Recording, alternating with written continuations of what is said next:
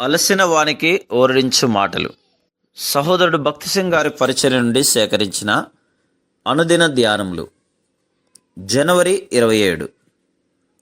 అతనికి అలంకారమును ఘనతయు కలుగునట్లు ప్రతిష్ఠిత వస్త్రములను కుట్టవలెను. నిర్గమకాండము 28:2.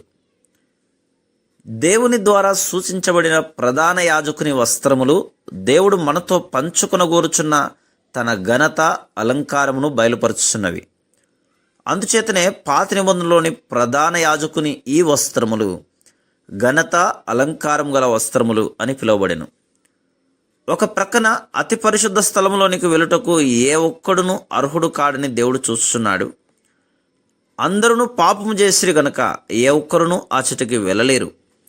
ప్రధాన యాజకుడు ఒకడు మాత్రమే సంవత్సరమునకు ఒకసారి ప్రాయశ్చిత్తము చేయుటకు ఆ తెర వెనుకకు వెళ్ళు ఆధిక్యతను కలిగి ఉన్నాడు. మరొక ప్రక్క నా శరీరమందు మంచిది ఏదియో నివసింపదు అని పౌలు చెప్పినట్లు రోమా 7:18. మన పాపమును బట్టి మనం పూర్తిగా పాడైపోయినను మనము ఘనత అలంకారము గలవారముగా కావాలనని దేవుడు కోరుచున్నాడని ఘనత అలంకారము గల ప్రధాన యాజకుని వస్త్రముల ద్వారా ఆయన బయలుపరుచున్నాడు. నిజముగా పరిశుద్ధ స్థలములోని దేవుని సన్నిధిని అనుభవించుటకు మనమెవరమును యోగ్యులము కాము.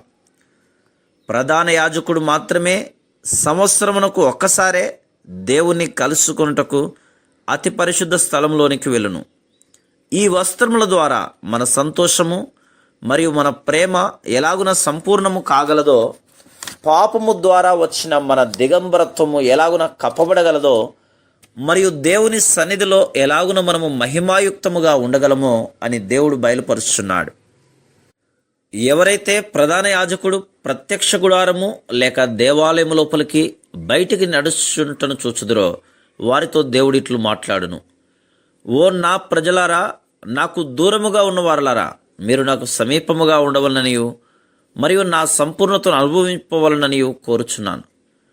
మనము దేవుని సంపూర్ణతలోని మన భాగమును సంపూర్ణముగా అనుభవించవలనను రహస్యమును నేర్చుకొనవలను గాని కేవలం మన పాపములు క్షమించబడి పరలోకములో ఏదో ఒక మూల ఉంటే చాలునని మనం తృప్తి పడకూడదు. దీనిని మనం విశ్వాసం ద్వారా నేర్చుకొనవలను. ప్రభువైన యేసుక్రీస్తే ఘనత అలంకారమైన నా వస్త్రము, ఆయన యందు ఈ 7 వస్త్రములు చూడగలము గనక మనము అత్యధికముగా ఆయన సంపూర్ణతతో నింపబడగలము. Praise the lord.